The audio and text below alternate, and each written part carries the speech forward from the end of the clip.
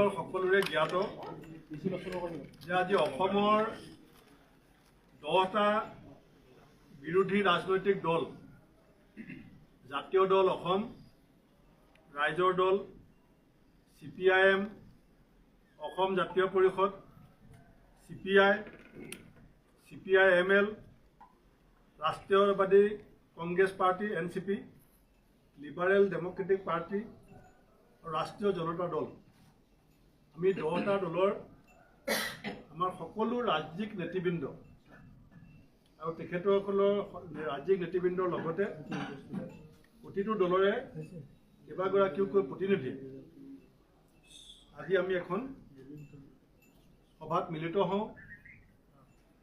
প্ৰায় 3.5 ঘণ্টা সময় আমাৰ 10টা দলৰ নেতৃবৃন্দই আমি ৰাজ্যখনৰ সাম্প্ৰতিক পৰিস্থিতি সম্পৰ্কত, জ্বলন্ত সমস্যাসমূহৰ সম্পৰ্কত আমি যি কৰি আহিছোঁ, ভৱিষ্যতৰ দিনত তাক শক্তিশালী ৰূপত আমি ৰাইজৰ শক্তিশালী কণ্ঠ হিচাপে কি ধৰণে আগবাঢ়ি যাম, তাত এক নিখুঁত ৰণনীতি আমি আজি তৈয়াৰ কৰিবৰ কাৰণে সক্ষম হওঁ।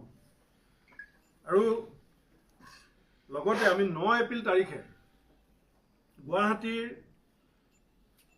গুৱাহাটীত সন্মিলিত এই 10টা ৰাজনৈতিক দলৰ এখন ৰাজ্যিক সন্মিলন, য'ত আমাৰ প্ৰতিটো দলৰ জিলা আৰু তৃণমূল পৰ্যায়ৰ প্ৰতিনিধি উপস্থিত থাকিব।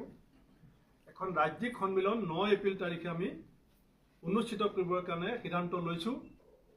কাৰণ আমাৰ এই দলৰ যিটো উমৈহতীয়া আমাৰ শক্তি, সেয়া যিটো তৃণমূল পৰ্যায়লৈকে আমি আমাৰ চিন্তা চৰ্চা, আমাৰ পৰিকল্পনা, আমাৰ কথা বতৰাখিনি আমি লৈ যাব পাৰোঁ। আৰু আজি সভাই সৰ্বসন্মতিক্ৰমে আমি এটা প্ৰস্তাৱ গ্ৰহণ কৰিছোঁ। খন্তেক পাছত আমাৰ মনজিৎ মহন্ত ডাঙৰীয়াই লিখিতভাৱে সংবাদ মাধ্যমক প্ৰস্তাৱটো দিব। প্ৰস্তাৱটো মই পাঠ কৰি দিছোঁ।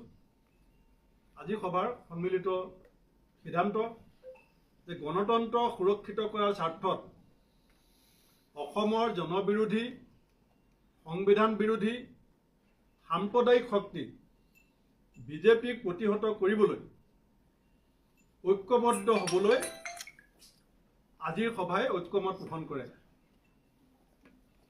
লগতে আজিৰ সভাই হিমন্ত বিশ্ব শৰ্মা নেতৃত্বাধীন বিজেপি চৰকাৰৰ জনবিৰোধী কাম কাজৰ বিৰুদ্ধে ঐক্যবদ্ধ হৈ যুঁজ দিবলৈ সহমত পোষণ কৰে আৰু ৰাজ্যত আইনৰ শাসন প্ৰতিষ্ঠা কৰিবলৈ চৰকাৰক দাবী জনায়।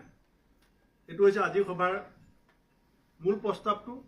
আৰু অন্যান্য আমাৰ আভ্যন্তৰীণ বহু কথা আছে, সেইখিনি আমি সময়ে সময়ে আপোনালোকক জনাই থাকিম। মূলতে ক'বলগীয়া এইখিনি। এতিয়ালৈকে মানে আমি 10টা দল ঐক্যমতত উপনীত হৈছোঁ। বাকী কথাবিলাক আমি ভৱিষ্যতে আলোচনা কৰি সিদ্ধান্ত ল'ম।